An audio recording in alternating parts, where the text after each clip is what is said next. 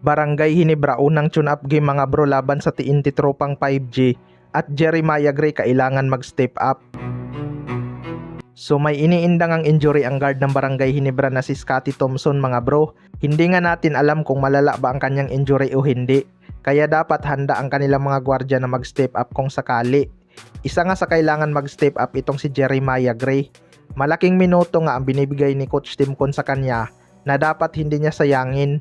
Napaka-inconsistent pa rin kasi ng kanyang shooting mga bro. At sa lahat ng gwardya nitong Barangay Hinebra siya nga ang may pinakamataas na volume ng shot attempt. Kaya lang mababa nga ang percentage ng kanyang naiko-convert na puntos.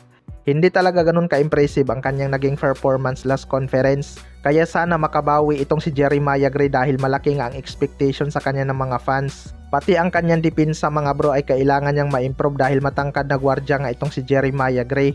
Hindi niya kasi natitik advantage ang kanyang size sa kanyang position.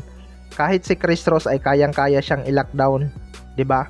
Iwasan din sana ni Jeremiah Gray ang mga pilit na tira. Marami kasi siyang pilit na tira na nagre-resulta ng turnover.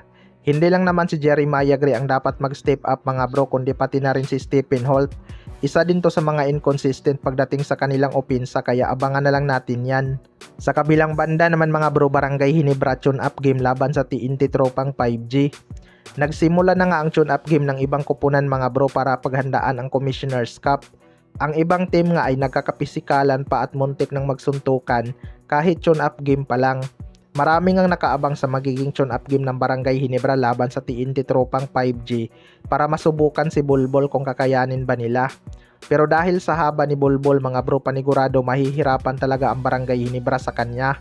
Ang maganda lang mga bro, parang bihira tayong makakita ng small ball sa Barangay Hinebra dahil ayon daw kay Coach Timcon gagawin niyang big wingman si Kinmark Carino. Baka madalas silang magsama ni Japit Aguilar sa loob dahil may shooting din talaga tong si Kinmark Carino beyond the arc. Pero marami pa nga itong dapat matutunan sa sistema ni Coach Timcon dahil kakalipat pa lang nito. May mga dapat pa din siyang i-improve sa kanyang laro. Pero kapag naging effective na gagawin siyang forward ni Coach Timcon mga bro, baka makakasabay pa itong Barangay Hinebra sa mga malalakas na team. Kaya abangan na lang natin ang kanilang mga tune-up game. Madalas nga nilang nakaka-tune up mga bro ay Blackwater Bossing at Tira Perma Jeep. Kaya mukhang malabo na magkaroon sila ng tune-up game kalaban ang TNT tropang 5G. Kailangan din kasi ng Barangay Hinebra ingatan ang kanilang mga player sa injury. Mahirap na nga baka lalong bababaw ang kanilang lineup. Kayo mga bro, ano masasabi nyo tungkol dito?